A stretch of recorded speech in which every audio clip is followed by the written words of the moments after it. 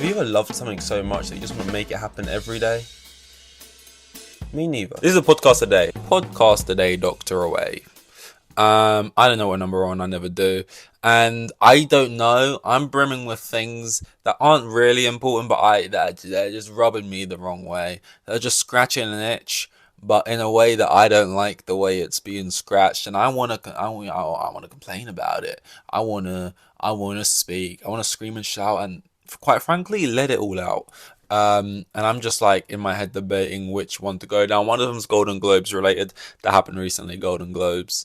An award show, these things happen. I think in the year of especially now, 2024. It's very unlikely anyone is interested in award shows still. But you know what? I like them enough. There's a bit of fun. I don't necessarily agree with what's nominated all the time or what wins most of the time. And I'll be honest, if I actually looked at the films that are nominated for most of these things, I've probably seen, let's say, almost none of them. But I enjoy an award show in like on paper. I think probably, and they happened, and so I kind of go around that, and the other one's kind of football related, more like around that, and I'm gonna go with.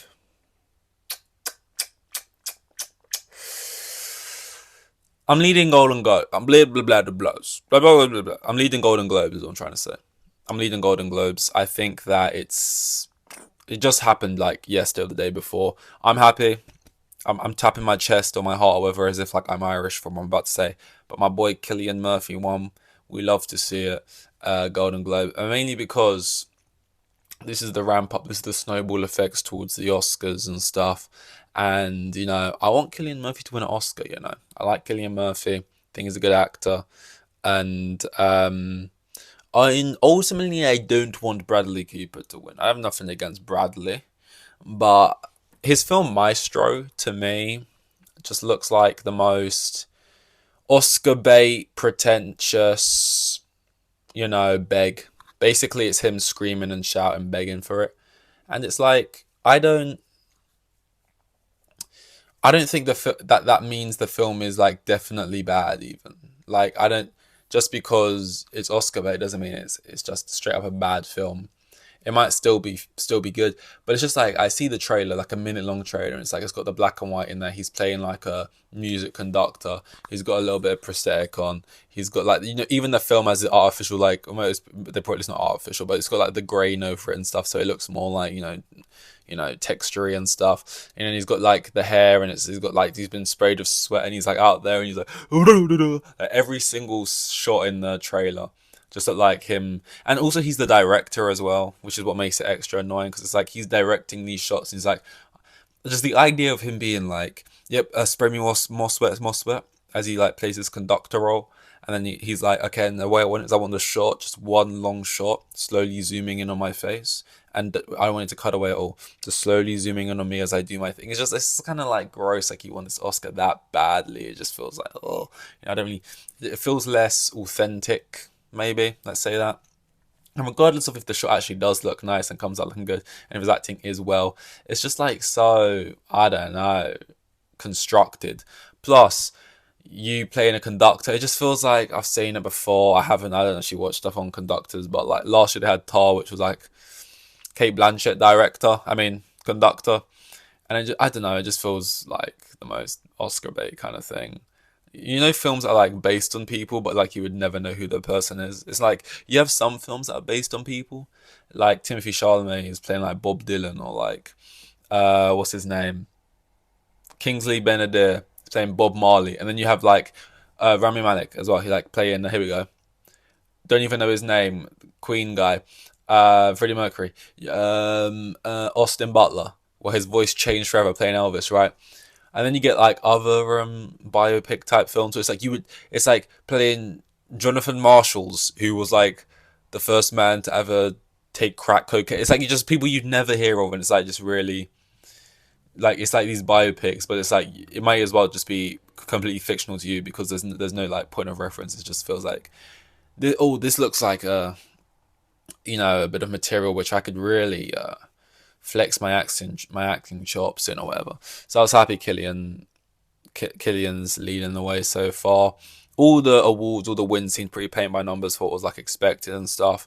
What really was stealing the show was people's insane lip reading abilities and people watching, celebrity watching, whatever, of the people in the audience, and that blows my mind. There was like this thing going around Twitter of like Selena Gomez and like Taylor Swift and someone else. I don't know who else was there. It was like a bunch of celebrities, and like they're having some mothers meeting, like get together, like tea spill session, and like people were using like three different angles and shots of like one conversation between them. Like one looks like it's on someone's iPhone as they're like filming like a selfie type thing, like, oh look, I'm here with this guy in the background, you can just see it. And then the other one looks like it's filmed on like a camcorder, it's just like across the way, and that one captures this part of the conversation, and then this one, and it's like they're piecing together, and you're going through and you're lip reading what they're saying. That's not the type of thing you can just pick up from just like chance. Like you're watching the show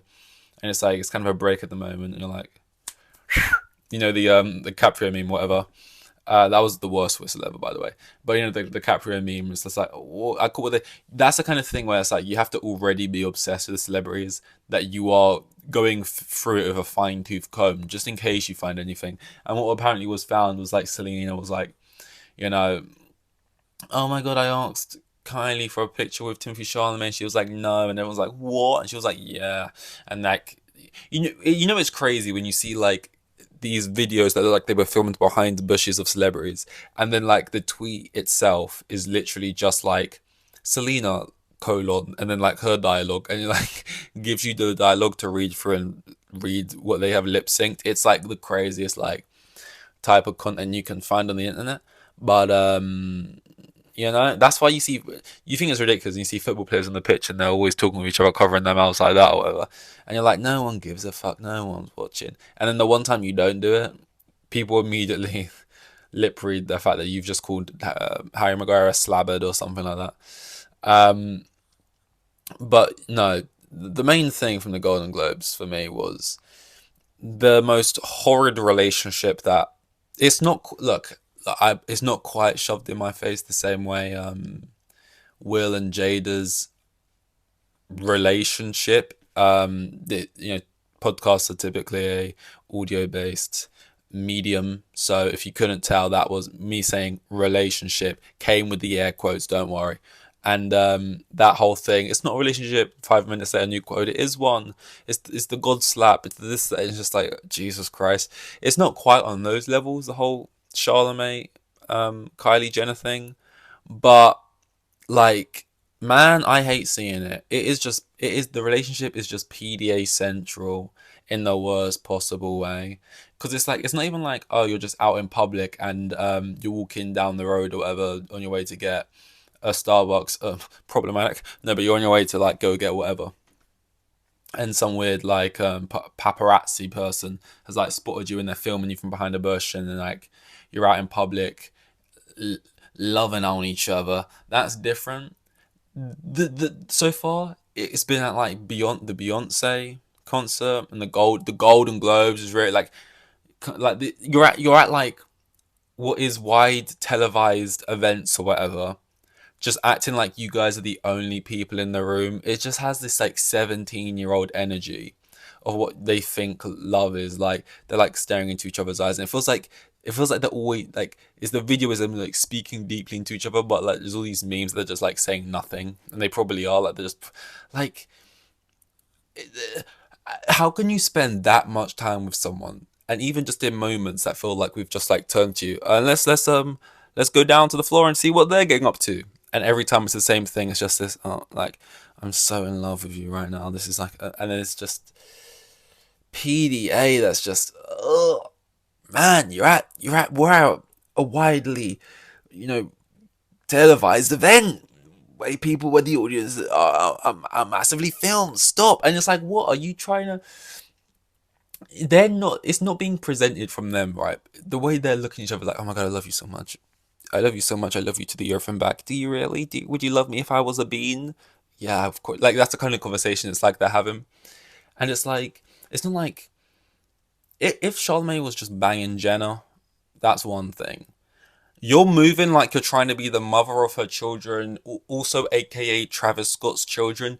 Are you trying to be their stepfather? Do you really think in your mind in 4 years from now you're still going to be together and you're just going to be the father of those children, those kids? You've just inherited them now. Like that's crazy, man. I don't know. I hate it whenever I see it. Um, you know, because it's just like, come on, we're at the Golden Globes. This is meant to be a classy party. What's going on here? Um, no, no, no. Don't like it. Not a fan. Um, Charlemagne, your stocks are dropping, mate. They're at an all time low. Cash out now if you can. Cash out like as a bet. Like out now, sell them now, invest in something else. And honestly, invest in Killian Murphy. Move, move, run. Because that house is burning down. Um, what else can we go on about? I'm gonna go with. I mean, I saw this thing on Twitter. It's not really much to talk about, but it's that guy who jumps at the judge. She like gives her verdict on if he's insane or not, and she's like, guilty, you're insane." And he's like, "What? No, I'm not." Classic thing, like you got angry. She's, "No, I don't." "Yes, you do." "No, I don't." And then you like Hulk out, and then it's like, "Oh, you just proved you do." What I mean? She's like, guilty. He's like, "What?" And Van Persie would be proud, sort of flying headed dives at the woman. And then I saw another clip like this is him now. He's back in court. And it's like I don't know if these were just two unrelated photos and this was just from something else because internet loves doing that. But he got given the XL bully breed treatment, which to all the people saying like it's unfair the way they get treated. Like, how would you like if your face was in a muzzle? I wouldn't like it, but at the same time, I've not bitten anyone's arm off. So this guy was in there with his hands chained to his waist and a full muzzle on, and it's like, see, it is equal. When we act crazy, we get it too. So that's just that with the dog thing. You know, but yeah, not great. It's hard to feel like you're ever like it's hard to look good when your arms are like in court and like what's the point even of like pleading guilty, pleading innocent, care like thinking there's even a chance you get off when you're standing there already with your arms chained together and your head in a muzzle.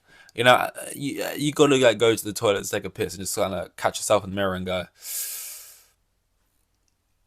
yeah, I'm not getting even like probation and just a bit like I'm not getting out of this best case scenario with like an ankle tag or whatever.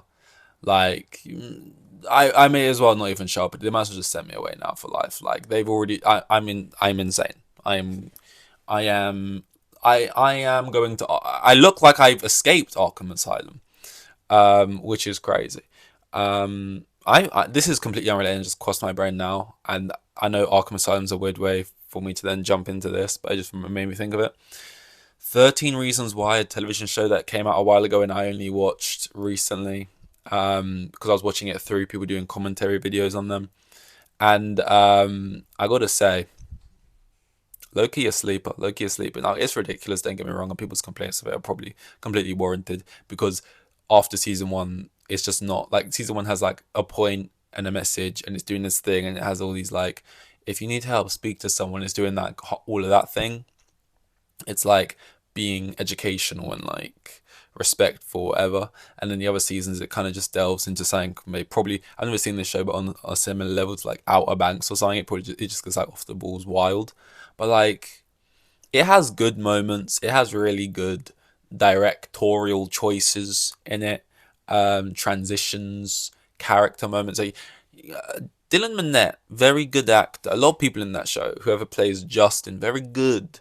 Anyone else? I mean, everyone's good, but I'd say those two stood out. And I don't know, like I respected it. For one thing, it's like I'm just gonna forget that this is like technically problematic because we're taking serious topics and maybe these aren't the best way they're handled. But I just gotta respect the show. It was like trying shit. It was like being very weird in season 4, and I think the final shot, the way it ends, speaks as well to like the interesting choices and directorial decisions that they actually had some decent people working on it. I think that takes it to like a higher level than something mid, like an Outer Banks. And very random. And no one asked for the fucking 13 Reasons Why review. 5, 10 years, however long that show came out, too late, but you got it. So be happy. 30. If I had to guess, I'd say 307 on the 308.